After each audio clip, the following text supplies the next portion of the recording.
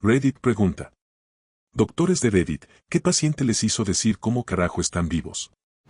El médico de mi padre no podía creer que A. no necesitaba amputarle los pies y B. todavía estaba vivo. Papá tenía diabetes frágil. Su páncreas entraría y saldría debido a una deformidad congénita. A los 82 años, tenía problemas cardíacos importantes, incluida angina, agrandamiento del corazón y arterias obstruidas. Un día, sus pies se pusieron negros. No solo azulados, o grises, negros como el carbón, acudieron rápidamente a emergencias. Nos dijeron que nos amputarían, pero para despedirnos. Papá rechazó la cirugía. Dijo que preferiría estar muerto a su edad. Horas más tarde, sus pies estaban rosados. Lo llevamos a casa esa mañana. De hecho, el doctor se disculpó por molestarnos, pero dijo que nunca había visto algo así. Paciente aquí. Cuando tenía 2 años, me estaban tratando por asma debido a sibilancias, dificultad para respirar, etc. Una noche empeoró excepcionalmente y mi mamá me llevó a emergencias. Me pusieron boca abajo para hacerme una tomografía computarizada, esto era 1990, y cuando terminaron, me dieron la vuelta y estaba azul, había dejado de respirar. La tomografía computarizada reveló una masa del tamaño de una pelota de voleibol en mi pecho. Una cirugía de emergencia reveló lo que se suponía era mi gemelo. Siguió creciendo dentro de mi caja torácica y finalmente no tenía a dónde ir en mi cuerpo de niño, por lo que me cortó las vías respiratorias. Tenía uñas, pelo, apéndices, todo menos órganos importantes. Me recuperé por completo. Ahora tengo 31 años y estoy sano. Asma cero. El único resto de esa noche es una cicatriz que va desde el centro de mi pecho hasta el centro de mi espalda. Durante la residencia, a mi paciente de la UCI le tuvieron que reabrir el pecho menos de 1 hora después de una cirugía corazón abierto de 6 horas. Necesitaba 12 unidades de sangre, le masajearon el corazón y luego le aplicaron 4 descargas eléctricas. Cirujano cardiotorácico en la UCI operando porque no hay tiempo para volver a bajar al quirófano. Era un adicto a drogas ilícitas y alcohólico. Las enfermeras lo llamaron a cucaracha. Lo vigilé durante 4 semanas. No respondía todos los días. En la semana 2 tuvimos que consultar al otorrinolaringólogo. Para tomar gusanos. Fuera de su nariz. Estaba segura de que después de eso estaba perdido. Pasó la semana 3, sin cambios. Semana 4, día 24 creo que a las 6 de la mañana abre los ojos. Me quedé en shock. Ahora tiene una traqueostomía permanente y una ostomía, pero de alguna manera está vivo. Un par de fotografías mías antes y después de las cirugías cerebrales aparecieron en la portada por estas fechas el año pasado. La tasa de mortalidad por hematomas subdurales agudos es del 50 al 90%. De los que viven, aproximadamente el 20 a 30% recupera cualquier funcionamiento cerebral. Debido al hematoma subdural, el sangrado en mi cráneo fue tan intenso que también tuve una hernia craneal. Mi cerebro se inclinó 5 milímetros, lo que provocó que el tronco del encéfalo se comprimiera en la médula espinal. Que no solo viví, sino que me desperté y me recuperé lo suficientemente bien como para volver a trabajar casarme viajar por el mundo volver a la línea de base físicamente es un verdadero milagro médico. Todavía estoy en contacto con el neurocirujano que estaba de guardia en el hospital ese día y dice lo mismo. Una señora de unos 30 años estuvo en la clínica durante una semana de seguimiento después de la amputación del pie, diabetes. Fue admitida directamente desde la clínica porque su nivel de glucosa en sangre era de 600 mg/dl, lo normal es 80 a 120, y la herida estaba gravemente infectada. Usamos dosis superconcentradas de insulina para devolverlo a los 200. Tenía estrictas restricciones dietéticas y no podíamos imaginar cómo no bajaría a menos de 250. Resulta que sus hijos, adolescentes, habían estado introduciendo refrescos y barras de caramelo gigantes de 64 onzas en el hospital, literalmente una semana después de que le cortamos el pie debido a una diabetes no controlada. No es exactamente un caso de cómo carajo sobreviviste a ese trauma/enfermedad, sino de cómo carajo puedes funcionar por tu cuenta. El padre de mi esposa murió debido a complicaciones de la diabetes. Había estado entrando y saliendo del hospital durante varios años. Entró un viernes, el domingo le amputaron los dedos de los pies y el lunes murió. Nadie estaba preparado, pero tampoco nadie se sorprendió. Cuando fuimos a su departamento a limpiarlo, había dulces por todos lados.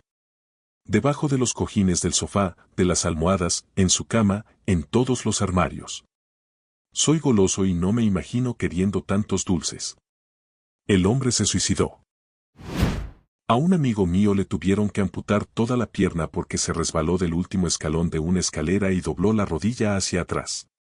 Aparentemente pellizcó algún tipo de vaso sanguíneo principal ya que finalmente toda su pierna sufrió necrosis cuando lo tuvieron en el hospital. Intentaron trasladarlo en helicóptero a otro hospital, pero había fuertes vientos, por lo que lo dejaron sentado allí con la necrosis extendiéndose. Por un estúpido resbalón de un pie. Trajeron a un fisioterapeuta cuya, ahora ex, novia lo apuñaló en la cara con un cuchillo de chef. El cuchillo le atravesó el ojo derecho, no alcanzó la cavidad craneal y se detuvo aproximadamente a 1 milímetro del tronco del encéfalo. La radiografía fue una locura. Se lo mostramos a todos. Como estudiante de medicina en mi rotación de emergencia, trajeron a un tipo que se había caído de un balcón del 7º u 8º piso y aterrizó de cabeza. Esencialmente DOA y no pudimos tomarle la presión arterial cuando llegó al hospital. Como estudiante, mi trabajo consistía básicamente en quedarme a un lado y exprimir los millones de bolsas de sangre que entraban en este tipo. Su columna cervical era esencialmente polvo en la tomografía computarizada inicial que le hicimos.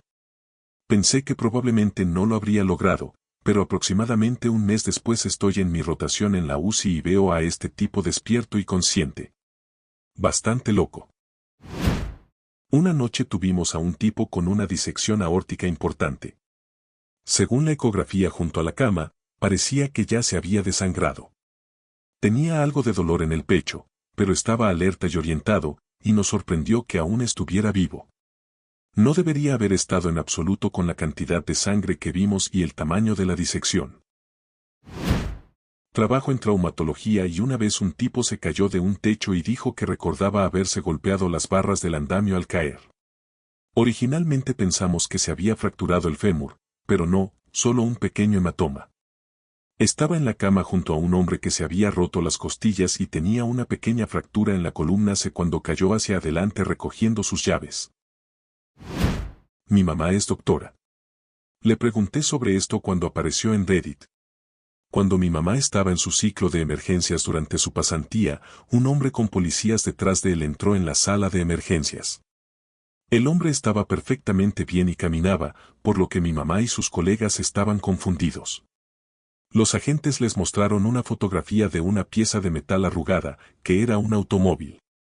No parecía un coche en absoluto, solo basura metálica. Los oficiales le dijeron a mi mamá y a sus colegas que rescataron al paciente del automóvil, que fue incendiado solo unos segundos después de que lo rescataran. El paciente no tenía ni una sola cicatriz, estaba perfectamente bien y en el hospital lo llamaban inmortal.